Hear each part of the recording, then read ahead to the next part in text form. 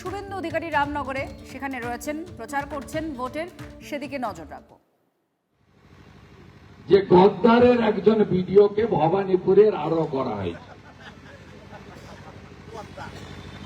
সবচেয়ে বড়, পৃথিবীর সবচেয়ে বড় গদ্দারের নাম মমতা ব্যানার্জি। এনাকে রাজনৈতিক পরিচয় দিয়েছে রাজীব গান্ধী, মাথায় ডান্ডা খেয়েছিল। তার আগে টিকিট দিয়েছিলেন প্রয়াত সুব্রত মুখার্জি। কংগ্রেস ঘাড় ধাক্কা মেরে তাড়িয়ে দিয়েছিল, ভারতরত্ন অটল বিহারী বাজপেয়ী আশ্রয় দিয়েছিল, নইলে আপনার রাজনীতি করাটাই বেরিয়ে যেত। কংগ্রেসের সঙ্গে বিশ্বাসঘাতকতা করেছে রাজীব গান্ধীর সঙ্গে, তারপরে বিশ্বাসঘাতকতা করেছে অটলজির সঙ্গে। বড় লম্বা ইতিহাস। আর উনি বলেন যে আমার দমে আমি মুখ্যমন্ত্রী হয়েছি। এটা হলে 2001 সালে হয়ে যেত, হয় এবার নয় নেবার। 2011তে মুখ্যমন্ত্রী হয়েছেন এই মেদিনীপুরের দয়ায়, নন্দীগ্রামের মানুষের আত্মবলিদানের মধ্য দিয়ে। নইলে দিদি থেকে দিদিমা হয়ে যেতেন, কোনদিন মুখ্যমন্ত্রী হতেন না। এই কথাগুলো এই কারণে বলছি, এই মুখ্যমন্ত্রী ভোটার তালিকায় এসআইআর এর বিরোধিতা করছেন। এসআইআর কি নতুন না? এর আগে 8 বার হয়েছে, এবারে 9ম বার। উনি বাংলাদেশ থেকে আসা মুসলিম অবৈধ অনুপ্রবেশকারীদেরকে পশ্চিমবঙ্গে জামাই আদর করে রাখতে চান, জামাই আদর করে রাখতে চান। কারণ ভোট ব্যাংক। আপনি জানেন 47-এ দেশভাগের সময় বাংলাদেশে হিন্দু ছিল, তখন তো বাংলাদেশ নয়, পূর্ব পাকিস্তান, 33%। 71-এ বাংলাদেশ সৃষ্টি হওয়ার পরে আজকে বাংলাদেশে হিন্দু জনসংখ্যা 7%।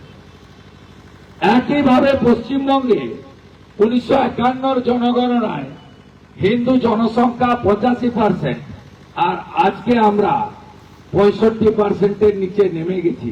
তার কারণ হলো ভারতীয় মুসলমান নয়, এই মমতা ব্যানার্জি যাদের জন্য গলা ফাটাচ্ছেন, এসআইআর এর বিরোধিতা করছেন, সুপ্রিম কোর্টে গেছিলেন সেই বাংলাদেশি অবৈধ মুসলিম অনুপ্রবেশকারী যারা জামাতিদের। ভালো করে ছবি তুলুন, ভালো করে, এই পুলিশের লোক ভালো করে ছবি তুলুন। কোন বাবা থাকলে পাঠিয়ে দেবেন। বসুন বসুন বসুন বসুন। এদের কি করে সোজা করতে হয় আমার জানা আছে। এটা আমি জানি, অ্যালোপ্যাথিক না আয়ুর্বেদিক কিন্তু আমার জানা।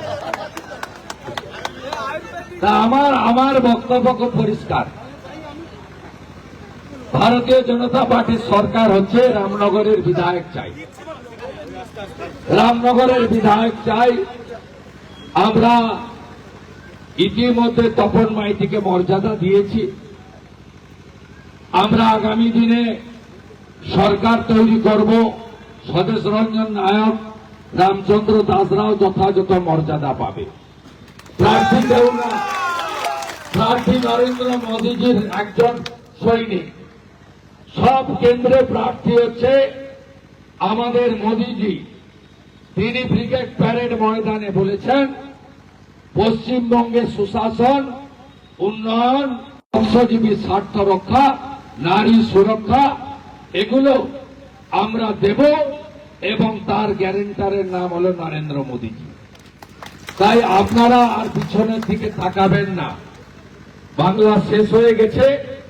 2,15,00,000 বেকার, 8 লক্ষ কোটি টাকা ঋণ, 1 কোটি পরিযায়ী শ্রমিক, 19,000 বিদ্যালয় বন্ধ, টাটা সহ 6,888 কারখানা বাংলা থেকে চলে গেছে।